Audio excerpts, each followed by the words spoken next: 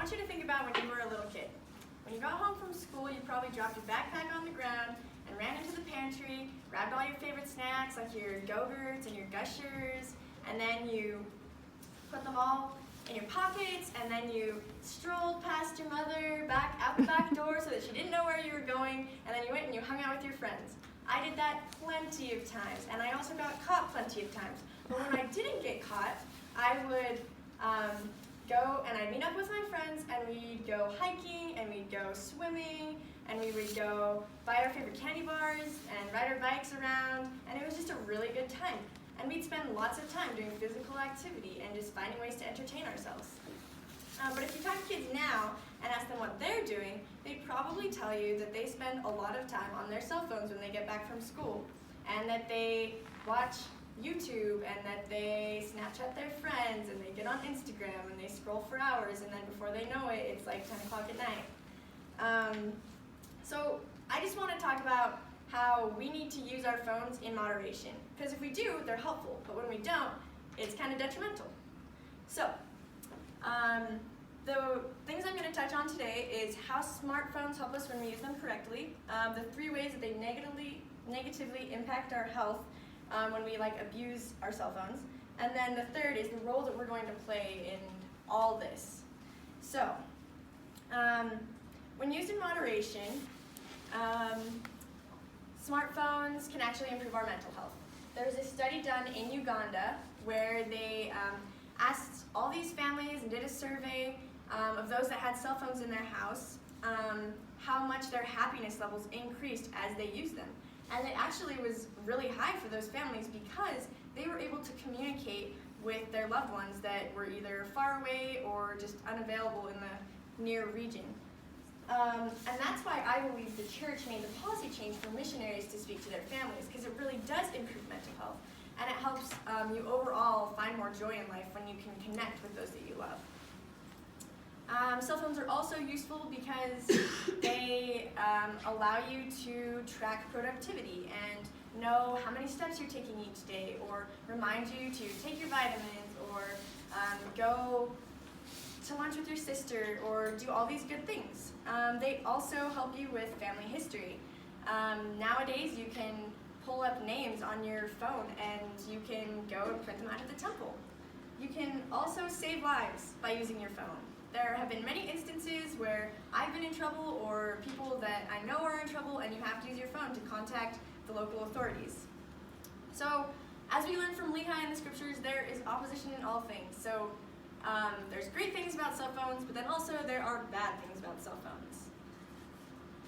So I'm not going to say that you're condemned if you use your cell phone a lot, but you do need to use it correctly.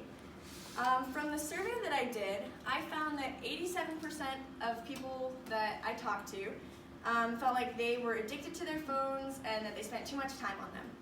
I even had one friend, so there's the 3.7 hours that people spent on their phones each day, and one of my friends spent 9 hours on his phone each day, and I had a few friends that spent 8 hours. So if you think about that, if we're awake for 16 hours each day, that's like more than half of the day that you're awake that you're spending on your phone. And I do not think that's healthy. The 3 ways that we're affected negatively are mentally, physically, and socially. So, right there. Mentally, people just can't focus. It's getting a lot harder for them to pay attention in classrooms, and they're really distracted by their phones. It starts buzzing, they look at it, and they just have all these issues. And then they're also more depressed and anxious. They're not just anxious because they're using their cell phones a lot, but when they don't have them with them, then they have FOMO, and they feel like they're going to miss something if they don't have their device right in their pocket. The increase in depression and anxiety leads to an increase in suicidal ideation, and that's not good. Physically, people are getting less exercise, less vitamin D and sunshine, their sleep schedules are messed up, and their the blue light from your device is affecting your eyes, and so physically it's hurting you too.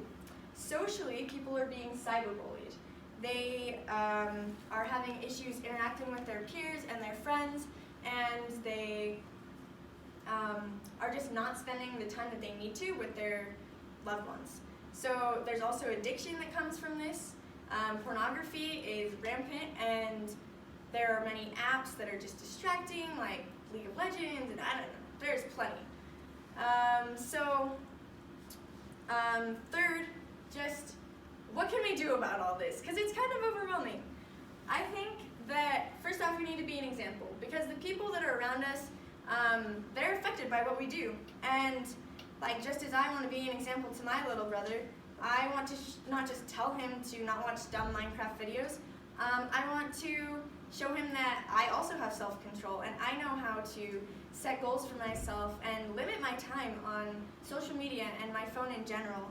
I know that finding a balance is really important, and when we're doing this, it allows us to become happier people and just more prepared for the real world. So I would encourage you all to find alternatives and make sure that you're doing things like biking and reading and cooking, all these things that are really good for our health. And just set some goals and stick with it, because this is your life and you have the ability to take control of it. Thank you.